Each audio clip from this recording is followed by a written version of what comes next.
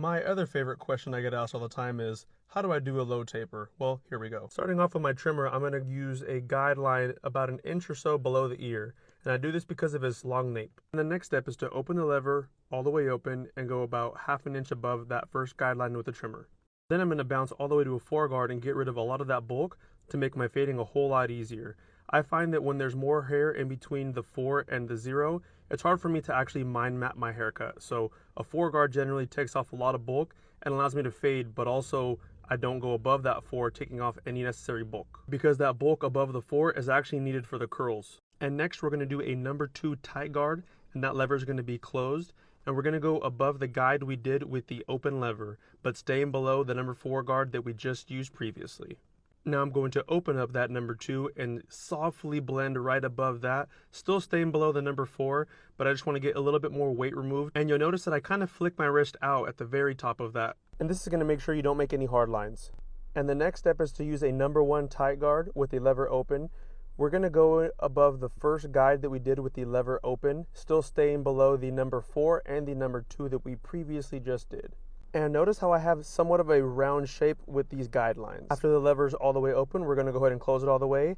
And this is where you're going to start to see the line get a little bit more blurry, erasing that previous guide. Then we're going to go 2 notches up, making it the halfway point between lever open and lever closed. Now this next step is crucial. Notice how I'm only going to use the corner of my blade, and it's going to be about 2 or 3 teeth, and this is a half guard all the way open. Now we're finally back to a no guard, and since we started with it all the way open, we're going to start moving the lever down, moving it closer to a closed guard or 0. Now we're going to start the detailing process using a clipper over comb.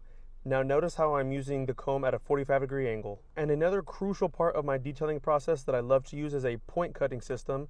And this is going to be used to remove any kind of dark spots, but not really getting rid of much weight or length. Now next I'll be using the flex shaver, and one thing I love about this shaver is you can change the power on it. So if you saw, I changed it to a little bit lower because I don't want to make any crazy harsh lines.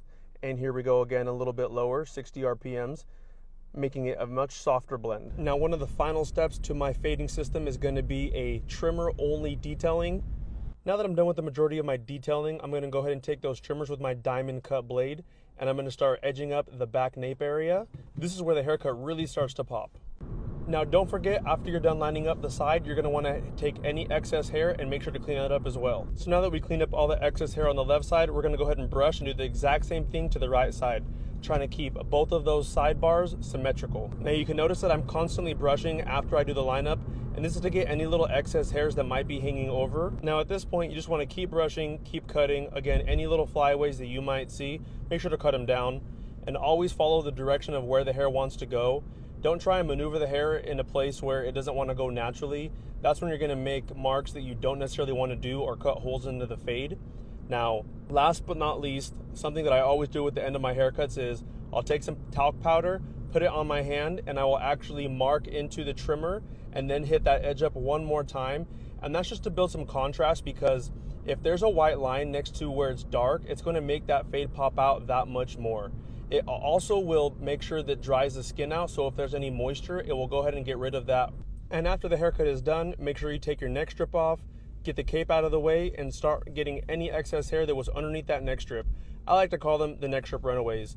And again, use your shaver and shave that down, because if the fade is done but it is not shaved down there, it will not look complete to the eye. Any little markings will definitely be a downfall. We are now towards the very end of the haircut. Use your razor and go against the grain with any hairs that you might see as stubble. Now again, this will throw off the eye if you see any black where it should be white. And here you have it, guys. Here is my taper with some curls. Throw in some detail in that. Make sure that you like and follow for more tutorials.